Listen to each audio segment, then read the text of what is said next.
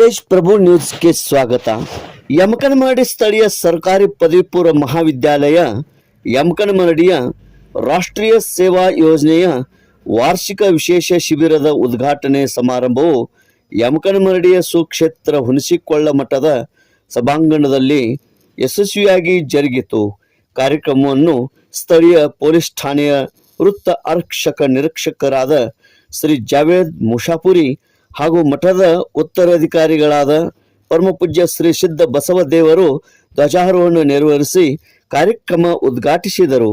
ಕಾರ್ಯಕ್ರಮದ ನಿಮಿತ್ತ ಸಿಪಿಐ ಇವರು ಮಾತನಾಡಿ, ಇಂದಿನ ಯುವಕರು ಸಮೂಹ ಮಾಧ್ಯಮಗಳಿಂದ ದೂರವಿದ್ದು IAS, KAS ನಂತ ಉನ್ನತ ಹುದ್ದೆಗಳನ್ನು ಪಡೆಯುವ ನಿಟ್ಟಿನಲ್ಲಿ ಶ್ರಮವಹಿಸಿ ಅಧ್ಯಯನ ಮಾಡಬೇಕು ಎಂದು ತಿಳಿಸಿದರು.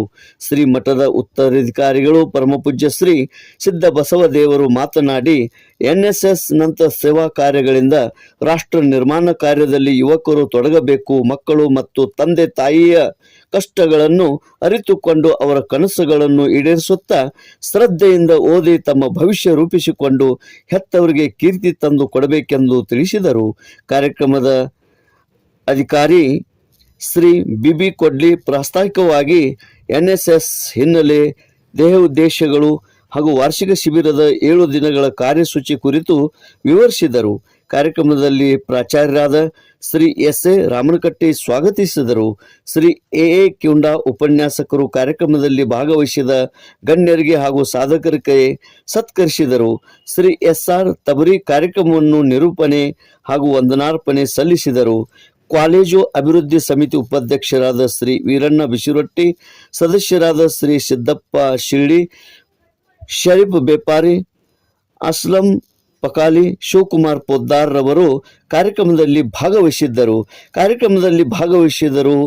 ಎಲ್ಲರಿಗೂ ರಾಷ್ಟ್ರೀಯ ಸೇವಾ ಯೋಜನೆಯ ಪ್ರತಿಜ್ಞೆ ಬೋಧಿಸಲಾಯಿತು. ತೇಜ್ ಪ್ರಭು ನ್ಯೂಸ್, ಯಮಕನಮರಡಿ. ರಾಜ್ಯೋತ್ಸವ ಪ್ರಶಸ್ತಿ ಪುರಸ್ಕಾರರಾದ ಚಪ್ಪಣಿ ಅವರೇ, ಶಿಬಿರದ ಅಧಿಕಾರಿ ಅವರೇ, ಕಾಲೇಜಿನ ನಮ್ಮ ಸಿಪಾಯಿ ಅವರೇ, ಎಲ್ಲ ವಿದ್ಯಾರ್ಥಿ ಮಿತ್ರರೇ, ತಾವೆಲ್ಲರೂ ಬಸವ ನೀಲಾಂಬಿಕೆ ಸ್ವರೂಪರೆಂದೇ ಭಾವಿಸಿ ತಮ್ಮೆಲ್ಲರಿಗೆ ಭಕ್ತಿಯಿಂದ ಶರಣಗಳು.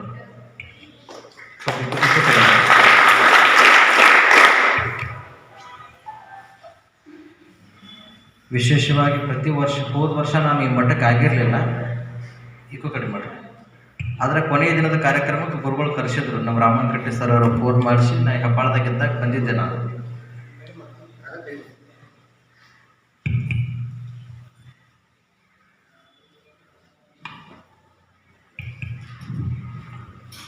ರಾಯಚೂರು ಜಿಲ್ಲಾ ಸೆಂಡೂರು ತಾಲೂಕಿನಿಂದ ಒಬ್ಬ ಹೆಣ್ಮಗಳನ್ನ ಕೋಲ್ಕತ್ತಾ ಭಾಗದ ಒಂದು ಮನೆತನಕ್ಕೆ ಮದುವೆ ಮಾಡಿಕೊಡ್ತಾರೆ.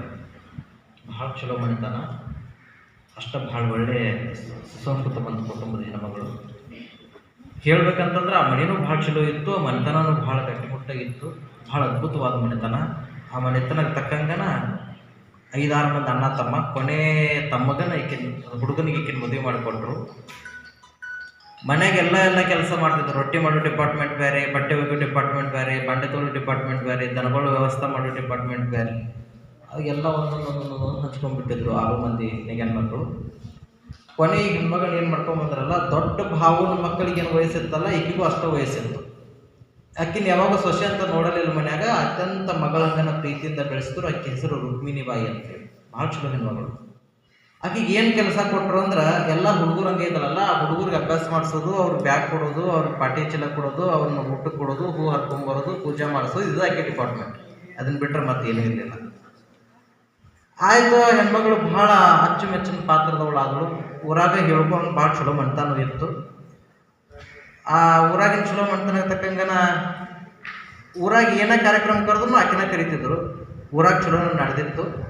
ಎಲ್ಲ ನಡೆದ ಸಂದರ್ಭದೊಳಗೆ ಹೂವು ಹರ್ಕೊಂಬರ್ಬೇಕಾದ್ರೆ ಎಲ್ಲ ಹುಡುಗರ ಕೈಯಾಗ ಒಂದು ಬುಟ್ಟಿ ಕೊಡಕ್ಕಿ ಹೂವು ಹರ್ಕೊಂಬರಕ್ಕೆ ಹೋಗಿ, ಏನೋ ಒಂದು ಕಸ ಗುಡಿಸ್ಬೇಕಾದ್ರೆ ಎಲ್ಲ ಹುಡುಗರ ಕೈಯಾಗ ಒಂದೊಂದು ಹುಡುಗರು ಕೊಡಕ್ಕಿ ಕಸ ಹುಡುಗ ಕಳ್ಸಕ್ಕಿ, ಏನೋ ಒಂದು ಪರಿಚಯ ಉಡ್ಸೋದಿತ್ತಂತಂದ್ರೆ ಅದನ್ನ ಮಾಡಕ್ಕಿ, ಒಂದು ಆಟ ಆಡೋದಿತ್ತಂದ್ರೆ ಎಲ್ಲ ಒಂದಷ್ಟು ಚೀಟಿ ಎಲ್ಲ ಹರಿದು ಅದ್ರ ಮೇಲೆ ರಾಜ ರಾಣಿ ಅಂತೆಲ್ಲ ಬರೆದು